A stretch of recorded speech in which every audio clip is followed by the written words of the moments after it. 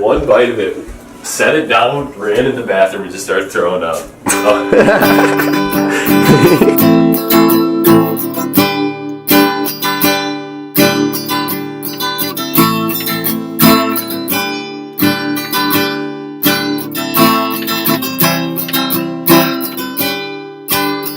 And I thought I knew more of Detroit, but you don't get a gist of it whatsoever by going to Comerica Park twice a year. It doesn't mean anything in that regard. There's just so many good restaurants. I think it's one thing I was telling you earlier, but I think I'm going to be okay with spending a little bit extra money on eating out for the next month or so. Yeah. Just to really get a grasp. And then when people come, boom, I have the best restaurants, Royal with cheese in my back pocket. So officially, how many days have you been moved in? It was not this previous Thursday, but the Thursday before. So it's about a week and a half. So what was the biggest surprise? Like, what caught you most off guard? Because obviously you moved into college apartments, but this is obviously a little bit different than that. Mm-hmm. It was more or less how much stuff we needed. You moving in with college roommates and everything. Okay, he brings the silverware. This person brings the cups and the plates. But when you have to get everything, and especially we have all of our own furniture. We have all of this stuff with placemats, and it seems like it never ends. And even you think about food. Okay, we don't even have a salt shaker. We don't have this spice. We don't have an ice tray. It's amazing how much that racks up, and it's a little exhausting. Yeah, and just how many things you don't realize you need. And I do smell that too. That's neither one of us farting. I don't know what that is. It does smell disgusting. Yeah, that's hit me hard. Just like, oh my gosh, it's so much money on little things. Yeah, I thought you were talking about the smell for a second. I was like, it's not that bad. Yeah. So that's hit me hard. But your move back home, right? Yeah, so that I didn't really talk. I honestly didn't talk to you much about it. I gave you a little bit of the lowdown. Totally. But it's funny because I always do this thing where if I want to do something, that was nice, set down, very quiet. Thank you. Where I tell people, like let's say for example, with the triathlon, I was telling people about that for so long. Like, yeah, I'm doing a triathlon. I'm doing a triathlon this summer. And in the back of my head, I'm like, am I? Yeah. And that's weird. It's this weird thing that I do where a lot of people are like, don't share your goals or like what you want to do. I kind of disagree with that. And for some reason, if it's like a social accountability or a pressure, when I tell people about something, then it kind of like wills me into it. Mm-hmm. That's kind of what happened with the triathlon, because I was like, well, I told a bunch of people last like school year that I was going to do a triathlon. Get out of it. Then they come around and go, how was the triathlon? You're like, I didn't do it. Yeah. So the thing this year was I'm not moving home. That's my one rule. And I was so steadfast with that until probably about 2 weeks ago. And when I finally graduated from state and that was all said and done, I stayed up there for a few days and I went back home, hung out with some family, whatever, and then went back up to state and everyone was gone. And then I came back home, hung out with most of our friends and things like that.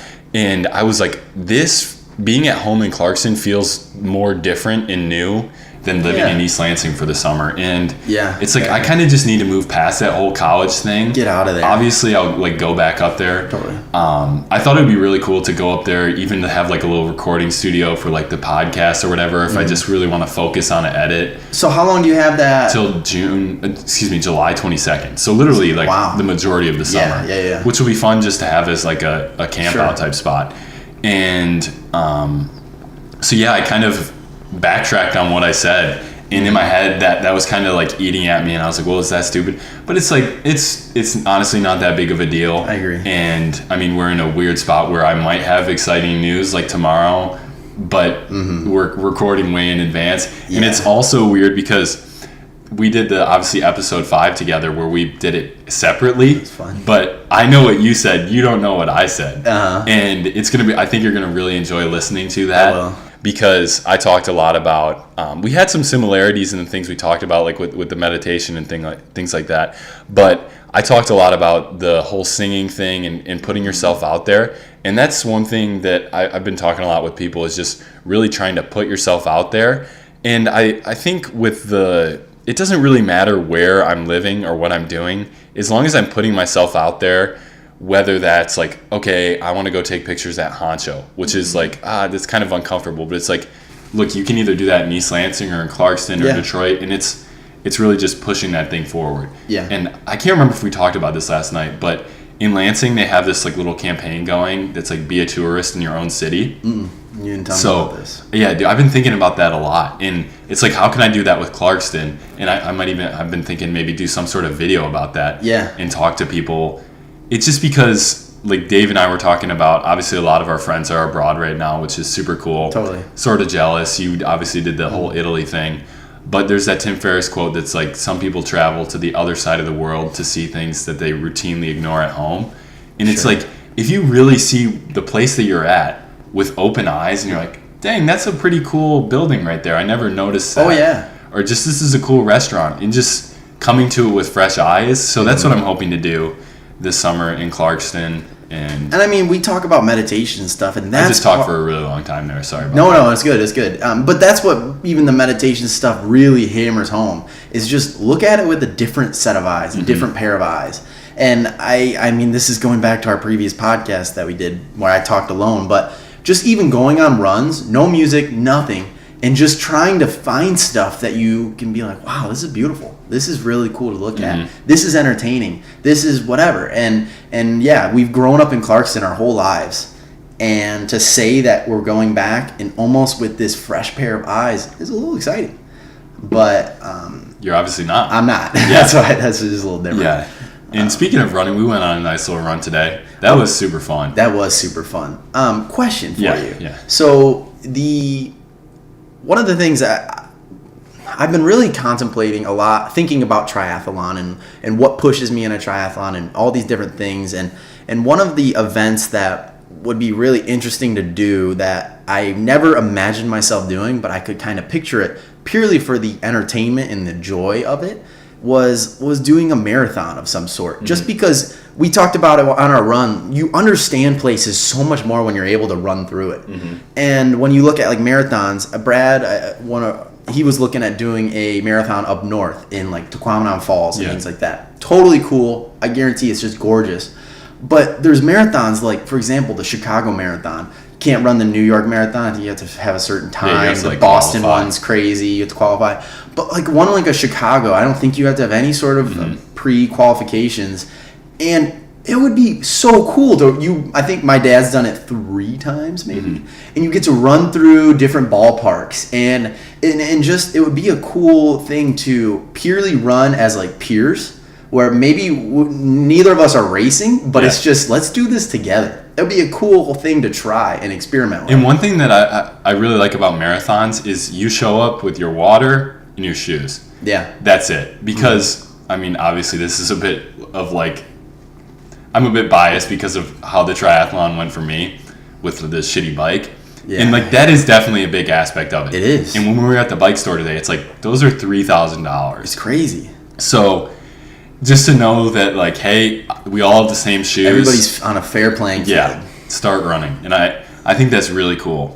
And I'm so excited to run in the summer. I am too. Just with it being warm out, it's been... Yeah, and there's just something about a marathon is a certain distance where you run it purely to finish it. Whereas these triathlons is like, okay, I have to swim this certain speed and I have to do this bike at this certain speed and then I have to run this hard. Part of me just loves A to B, getting there whatever speed I want. And I don't know, it's not like I don't want to be competitive. I'm not necessarily saying that, but it's just something where it's like I really want to explore it, and maybe if I don't like that, I don't like that, but it's just an avenue where it's interesting. Are you saying we're doing a marathon this summer? Maybe. I think it'd be really cool. I know Brad wants to, and everybody could stay with my brother in Chicago. I'm offering his place up. But I mean, Does he know about we this? stay for a couple nights. We just show up with our It'd be Nike so fun. shoes. We have like 4 of us. Yeah. No, there's a cool. I don't know if it was a newsletter I was reading, an email, but it's the talk about oversimplifying things, or not oversimplifying, overcomplicating things. And so there's two types of point of views. One is running is the most simple exercise. All you gotta do is put your shoes on and step out the door. Or running is the most complicated thing. I have to have a shoe that has a certain arc. I tie my shoes a certain way. I have to wear a certain shirt so it doesn't tug and pull. And a head. When your nipples chafe, though, that's horrible. You do have to wear a certain shirt. Yeah, that's Gosh, my cousin Jeff, you know my cousin Jeff, yeah. he ran the Riverbank Run, which is in Grand Rapids, and it was pouring rain. And he was wearing a cotton shirt for some reason. Why wouldn't you just take off your shirt? I don't know. And he was more of, well, when he was running it back then, he was running hard, 630 miles, insane, whatever. And while running that difficult, he ended up chafing his nipples so bad, like blood down his whole shirt. Ew. And so for the next 4 years in Christmas, we kept buying him nipple guards.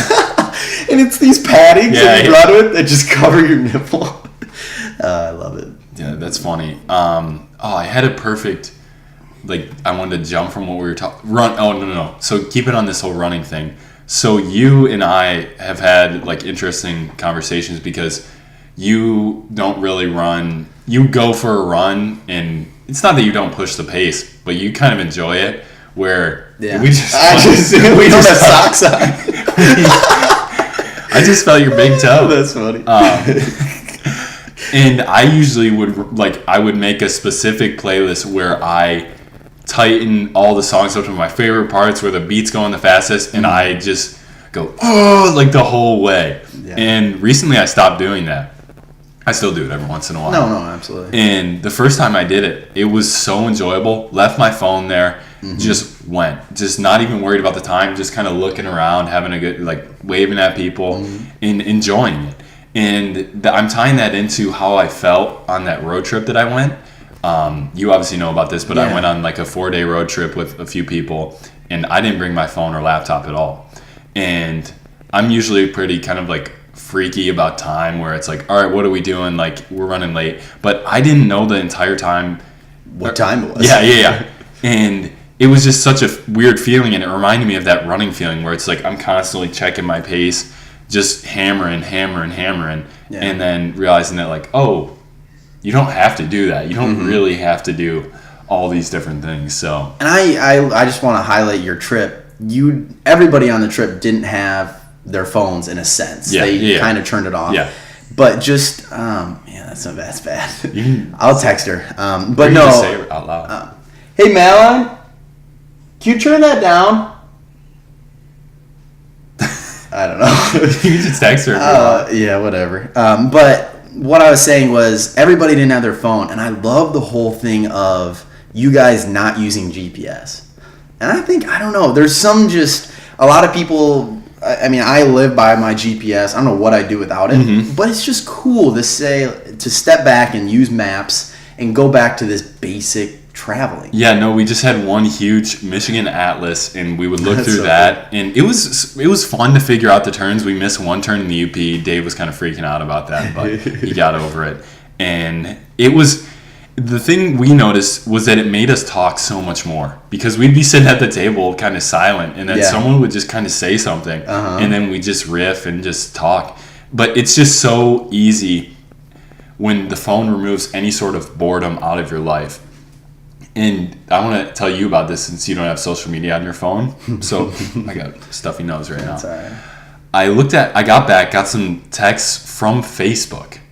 Facebook texted me notifications. I have my I don't have the Facebook app on my phone. I don't have notifications for Instagram or Twitter or anything on my phone. I got a text saying so-and-so posted a photo, so did so-and-so. These people, I'm not really friends with them. I'm friends with them on Facebook.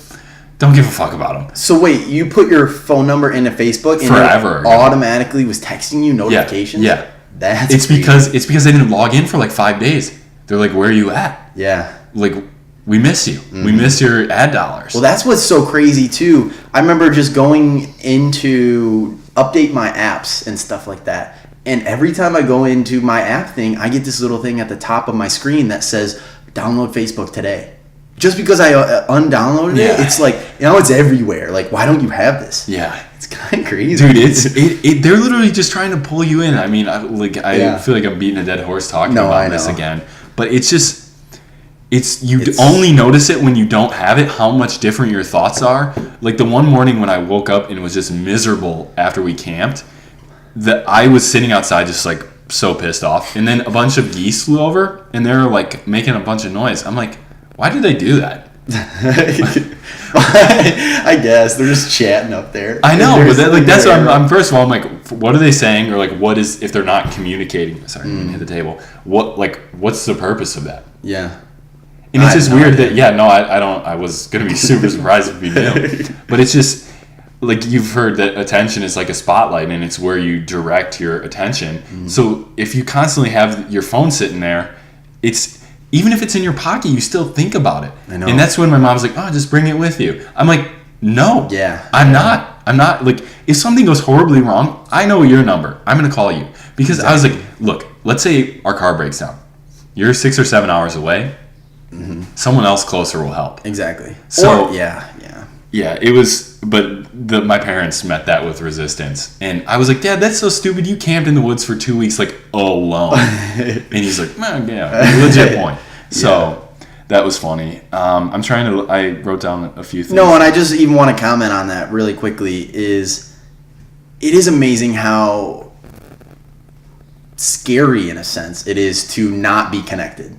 It's this look of, oh my gosh, if we can't somehow reach you, I don't know what we'll do. And there's just something that's paralyzing and kind of, I don't know, freaky in a sense of we're just always connected. Yeah. I know we're just saying it too much, but I don't know. Mm-hmm. I just one thing I actually do want to do is plug the podcast. I think it will definitely be out by the time that we put this out. Mm-hmm. Rohan did a podcast with myself, Dave, and Abi, and we talked about the trip. We talked about just the trip, basically. Yeah. And that's why I didn't want to talk about it too much on here, because if someone wants to hear about it, go there to listen to it. I'll put the link in the description. And this is a good bouncing point to saying that this is going to be the first video on the new channel. Mm-hmm. I think we'll probably like backlog, upload the other ones. Sure. And then this one we'll like release it.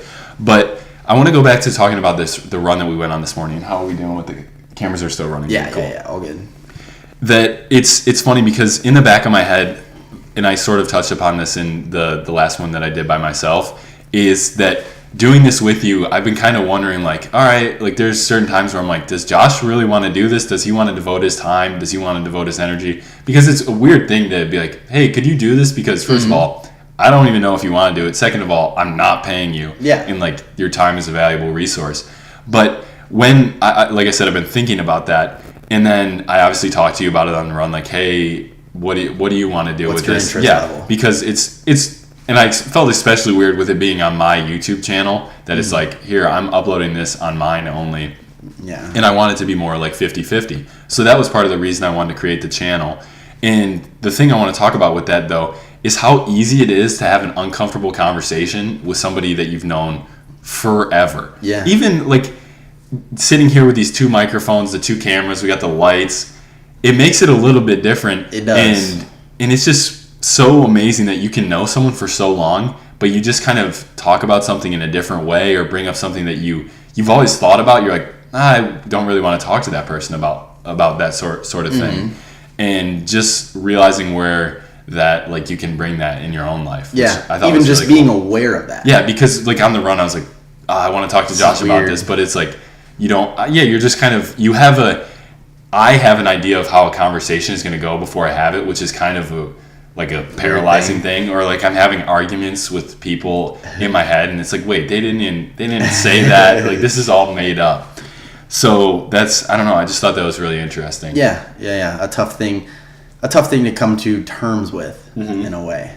And even like one of the things we talked about on our run is bringing more guests on. Mm-hmm. And like that will be uncomfortable in the beginning because it's you and I, and we shoot the shit all the time. Exactly. And then, well, I think one thing I'm really excited for is I think what's cool about doing podcasts with guests is you can do a ton of planning. And you can really, not that you mold the conversation, but it's awesome if you bring these people on and you almost know them better than they know themselves. Like, I think that would be just so cool. Yeah. And just the fact that we are so comfortable with talking on the phone, whatever that might be, that we can just almost not craft this conversation, but get down to the root of everything. Mm-hmm. Okay, this is when he did this. This is when, I'm just excited for that to get rolling. To do that type of thing is cool. And I don't have any experience with that. That's all. But I'm looking at my list, and I kind of want to talk to you about getting a Kindle because this is something that I've went back and forth with. So, what do you think the difference between, in your mind, because you do have a Kindle, but you didn't use it much. What brought you away from that and back to the books? So, I got a Kindle as a Christmas present or something along those lines. This was back when I wasn't as much into reading, but I had done quite a bit of reading, and I switched over. And so, when I first realized was, it is kind of hot I here. know. Maybe when the camera stopped. AC. But no, what I want to get at is it's tough to realize what you've read in a Kindle. And so it's more difficult to take notes. They have all sorts of things. Okay, you can highlight, and then at the end, I think you have a list of all your highlights and things, and you can go back. But I feel it's hard to go and look back at a Kindle book compared to going back and looking at a raw, like a real thing. Yeah. And one of the reasons, the way I look at a lot of reading is I want to have this book and revisit it. Like right now, the books I have, I think I'm going to take a break besides our book club books from buying any. Dude, I'm at that same place. I want to even if I reread a book for 80 pages and then go to a new one, something where even some of the Tim Ferriss ones where they're 700 pages. And I feel like if I open that up at a random page, in no way will I remember reading that. No. And that's what's interesting. And so just the one thing with the Kindle after I read a couple books is just it's a hard thing to go back to. It doesn't, because it's clicking on a screen. Yeah, there's it's no not cover. It's not flipping pages. It's not just. Damn I don't know. You're convincing me out of you it just again. don't have a sense of, I don't know, establishment with it. Yeah. It's not a physical thing. It's a weird concept. And how I'm imagining myself using it, and obviously it is a trade-off, and I would love to have a private library with all my books that I could access whenever, but in this time of my life, in my 20s, don't have the space, the money, I'm going to be moving around. So how I imagine me using the Kindle is have the Kindle here, journal right next to it with a blank page, and you kind of just draw a doodle along with it and just go from there. But I just want to add one of the ways, because you talking about the Kindle makes me be like, okay, I want to give this another go. Mm-hmm. But I think I'm going to do it with books that I don't care about rereading. I just love to get lost in a story. So, for example, reading the Da Vinci Code, getting that on a Kindle, or getting one of those types of books where I don't even necessarily realize what I just read. I'm just so deep into this novel and this storyline that I don't need to highlight. That's the last thing I'm going to worry about, in a sense. Just reading for pleasure and reading for stories and things like that. That's what I think I want to use the Kindle for. But who knows? Maybe that shifts me over to doing all my reading on there. Who knows? But yeah, that's interesting. And I'm sort of just thinking in my head about a few different things kind of related to the podcast itself and in like our 20s. And I've been talking to a lot of people, had some interesting conversations, kind of randomly running into people and stuff like that.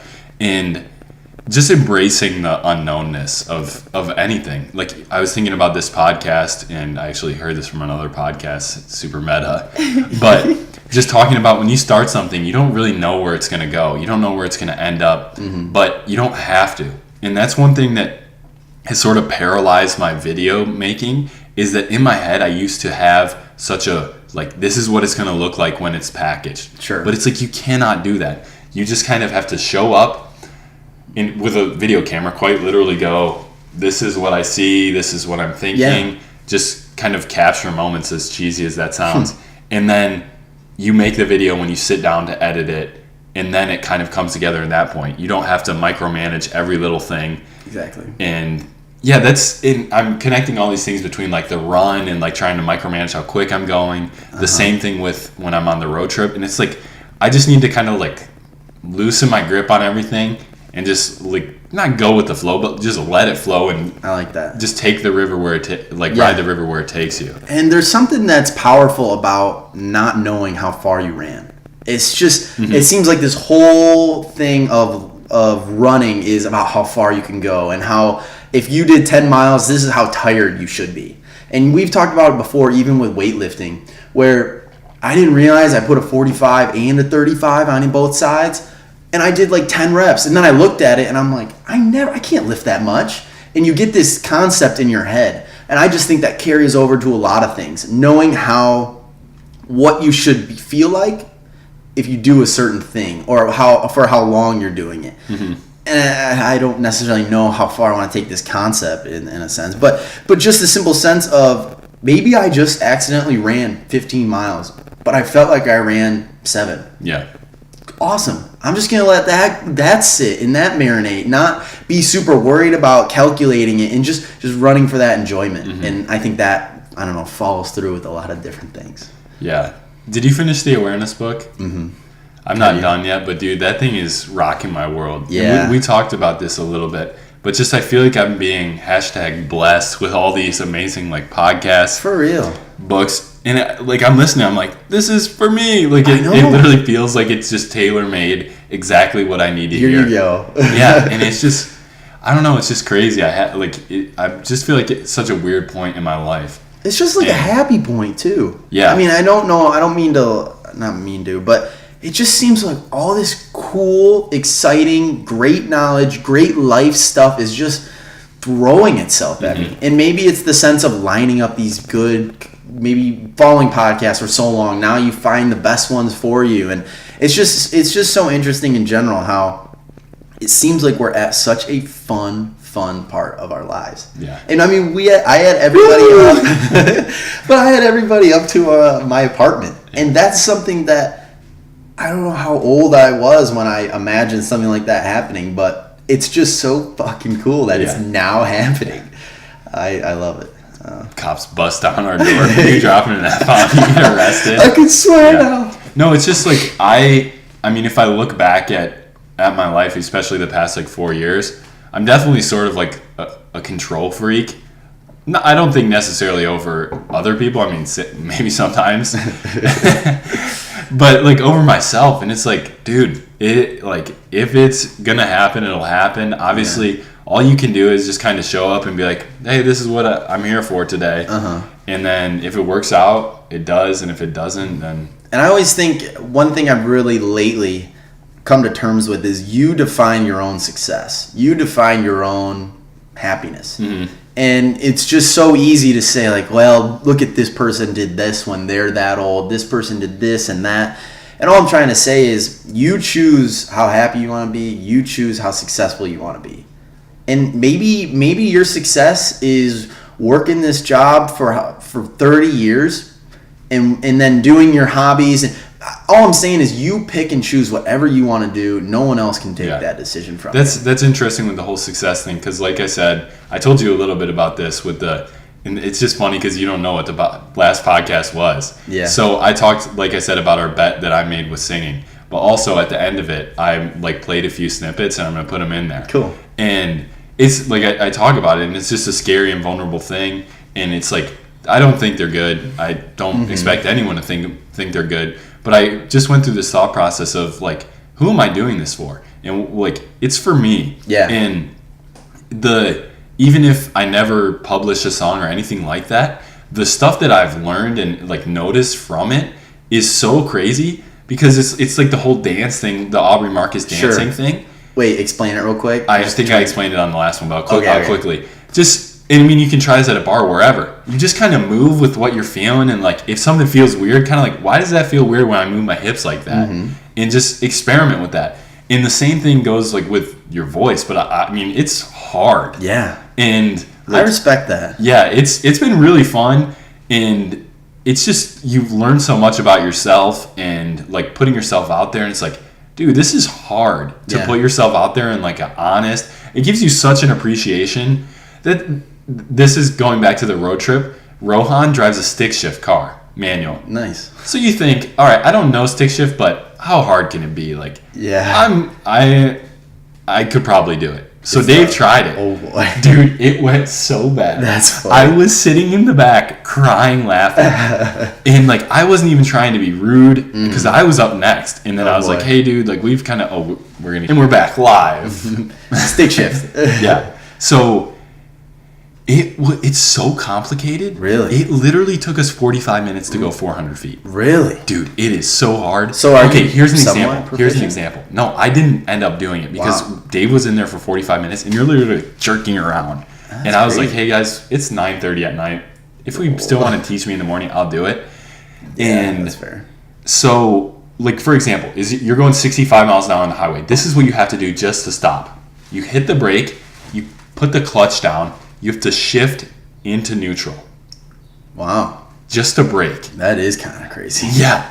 I'm like, that would be fun, but also I like automatic. Yeah, if anything bad happens, that's a lot of movement. And it just gives you, when you learn more about something, it gives you such an appreciation of how hard it is. Agreed. And like the singing thing or the dancing thing. Yeah. Just to realize how hard it is to put yourself out there, just to anybody that's actually doing it, it's like, good for you, dude, or gal, or whatever.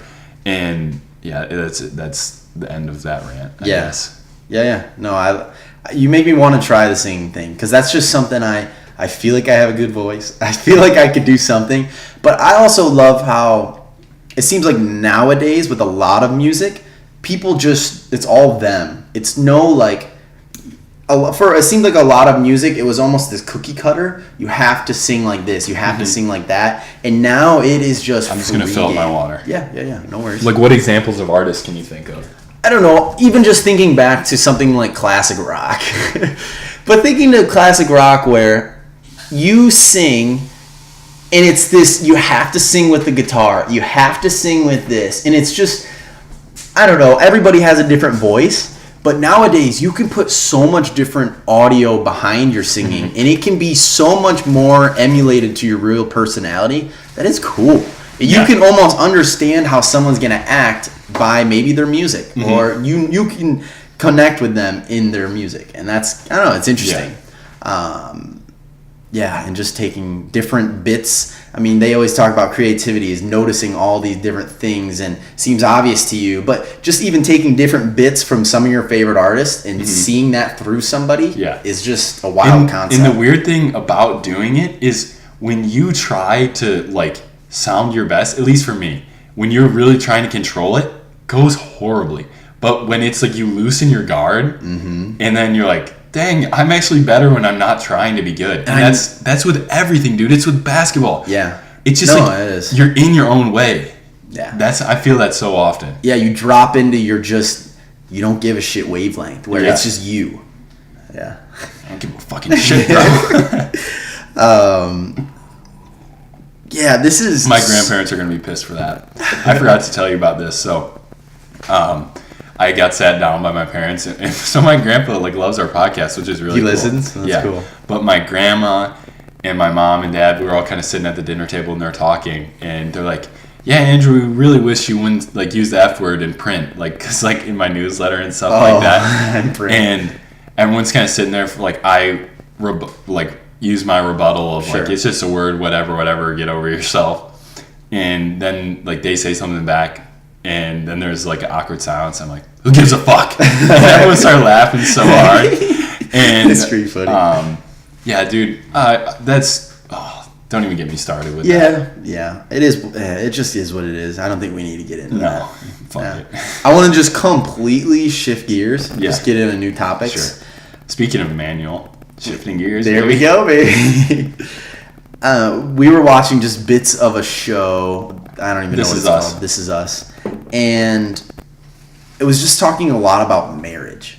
And I think you have interesting views. You talked about how one of the ladies you worked with at Urban Outfitters, recently retired, one of the tips she had was just please don't get married till you're 30. Please do this. And I just even wanted to leave it super open-ended, see where you want to take it. But like, what are your views on marrying somebody? Yeah. And maybe I can play devil's advocate. No. So the show was talking about it, I think, really perfectly. Yeah. And one of my biggest fears is that I am with someone to the point where it becomes one. And while that, like, I think it's very romanticized in like books, in TV shows, movies, all those things of how clean cut and like simple love is and marriage is. Obviously it's not. Like 50% of the time it ends in a divorce. Totally. So something that's happening with marriage is not right. Mm-hmm. So whether that is that it's hard to say. It could be at the relational level of where people think love is going here's all of me. Yeah. Just do what you wish or whatever. And then over time, it generates resentment. Yeah. Or just the expectation that when you're in your 20s, that's when you have to find the person you love. Yeah. In college, that's where I need to find that person that I'm going to be with the rest of my life. And there's that expectation of, hey, if I haven't found somebody by 25, I don't know. Yeah. And that's wild. It's a wild concept. And it's that expectation that's a little scary. Yeah, it is. But just going on what you said more, I think that's awesome. And there is this expectation of one. And you've said before, like a new trend or a new thing that I really resonate with is having their own finances. Even a married couple, they have their own purchases. They're not looking at life as buying things together. They're looking at as buying things for individual. And I just think that pushes. Oh my God, I just spit a lot. I didn't see that. But it just pushes the sense of you are your own person. I feel like being molding into that one personality that represents both people, I think that's a bad thing. Yeah, and you missed the book club where we talked about this. And one thing that's really interesting, and I think a lot of guys have this issue, is, and I feel like I've even been this person before, where you can't dump all of your shit onto one person. So let's say I'm having a bad time at school. I call you and I'm just blurt out everything that's going wrong for 2 hours. Like, we're really good friends, love each other, want to have your back, vice versa, right? Sure. But there's a certain point where I'm like, dude, I can't help you. Yeah. I'm sorry. I feel bad for you. I can't do shit. You got to help yourself. And I think a lot of people in relationships, the only person that they open up to and tell their problems from work, problems with their family, problems with this, that is only to one person. And then that's just overwhelming to that one person. And then they're like, look, I love you. I do all these things for you. I can't fix that. I can't fix what is your issue. And one thing that I love about book club is that it's a place where we can open up to each other. There's really no judgment about it.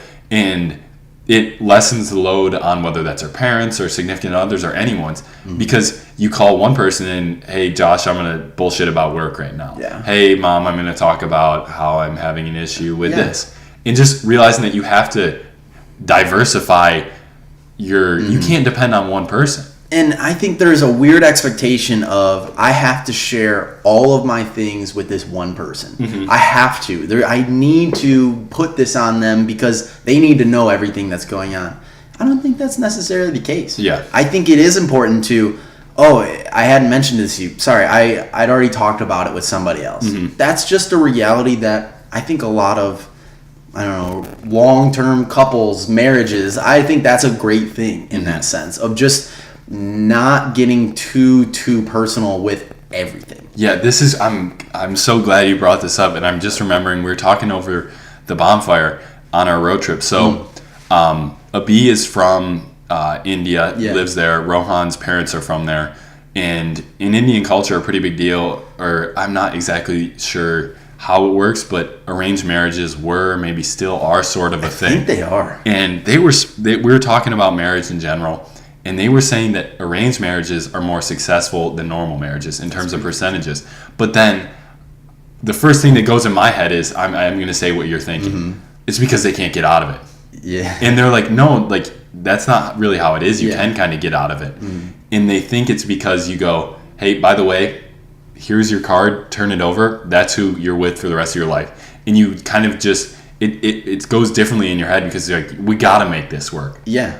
And I think the paradox of choice is a real thing. It's because it's like, if we had to cut things off, like let's say you and I are married and we get in a fight for a week, it's like, well, whatever, I'll just divorce him. Like, we don't have to work this out. There's other people out there. Sure. So it's what do you stick through and what do you not stick through? And you can't answer that unless like it's a case by case basis. And even what we were just talking about, say you flip the card over and this is the person you're going to be with the rest of your life.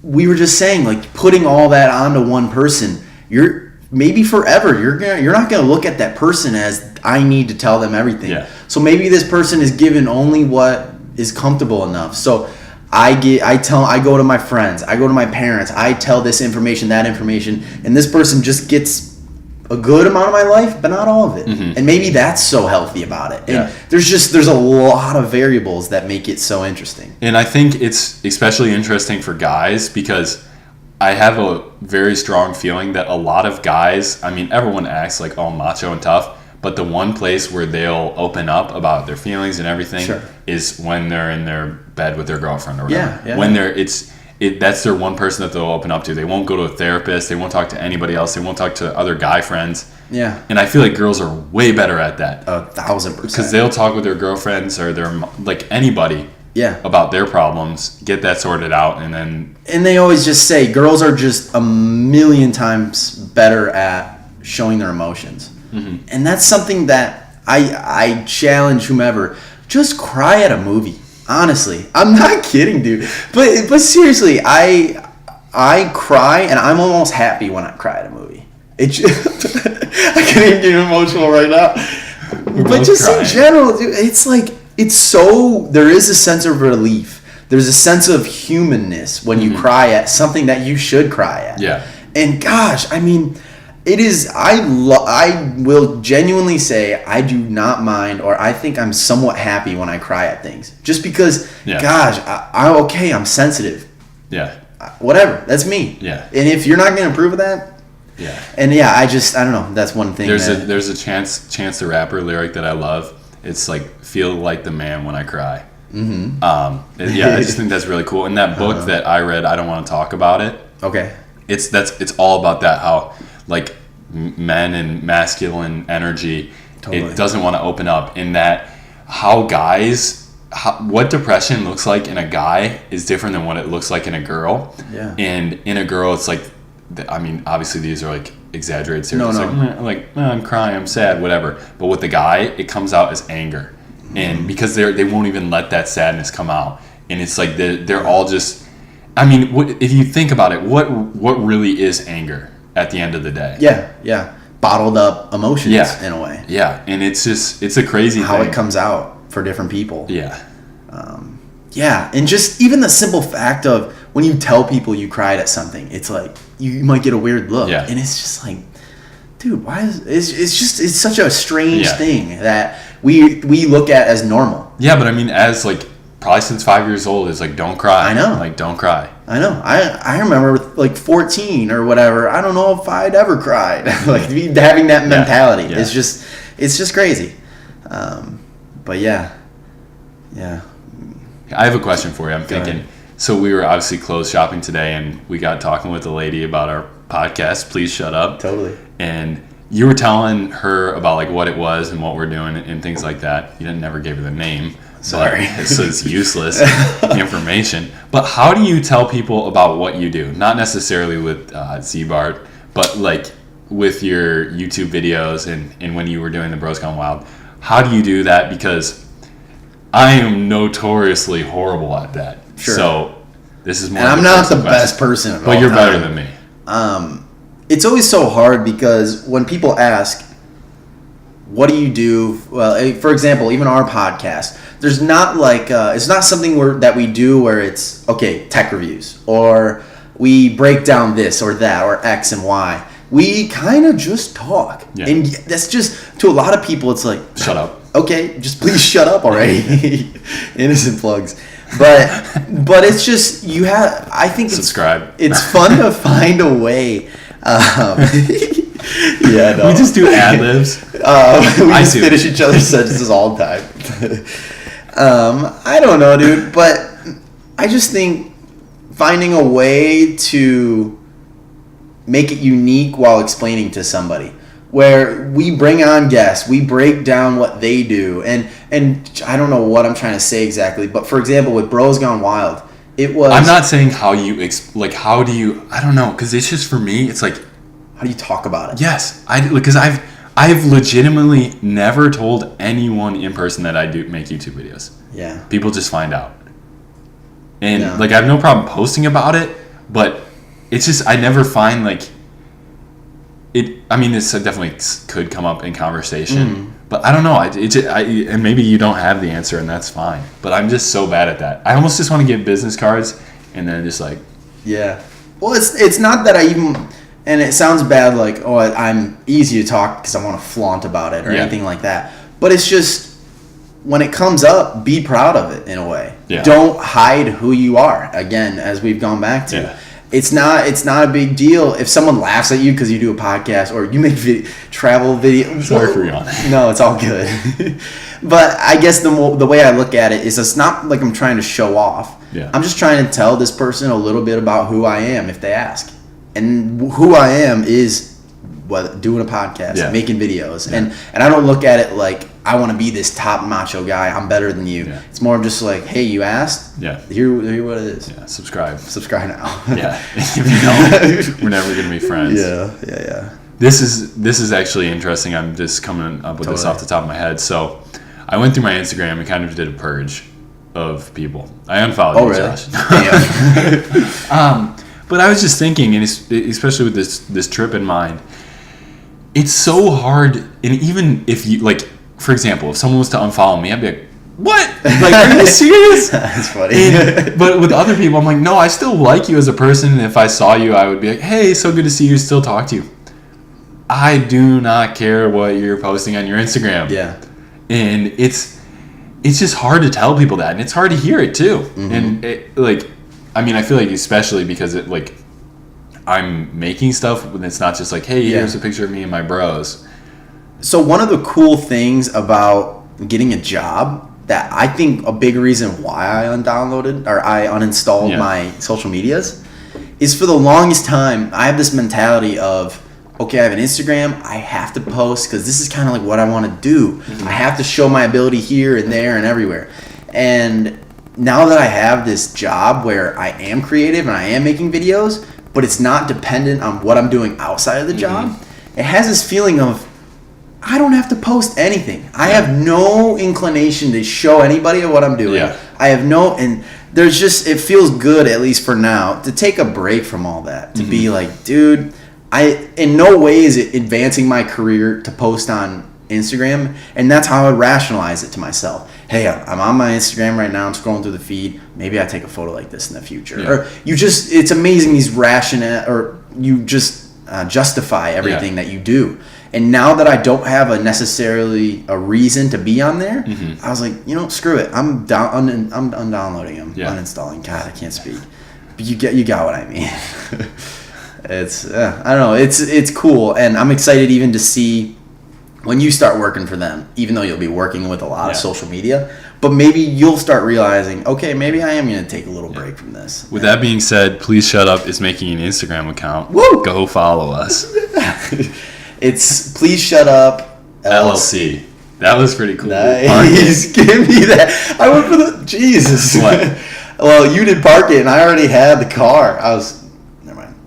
Well, you were just going for the fist bump. I didn't get that in this. Was it in that camera? Yeah. Probably. Cool. I didn't just blow a snot rocket, but is there anything else you want to talk about? One thing, while I was being very materialistic today and buying everything for myself, I was just thinking, question for you, and I'm curious what you'll say. What are these? What do you think is going to be your largest purchase of 2019? My largest purchase? I'm going to buy a yacht. No. This is an interesting thing to think about. Yeah. It's, what's yours? Easy answer. I'm just thinking, this apartment is kind of the biggest thing I'm probably going to buy. Give me a real answer. Yeah, asshole. I would like to buy a bike. Okay. I wouldn't like to. I feel like I have to. I really don't want to buy a bike. They're expensive. They're so expensive. Biggest purchase though, dude? I would love to have an iPad, but I don't need an iPad. I would love to have a full frame camera. Don't need that. But I want one. Yeah.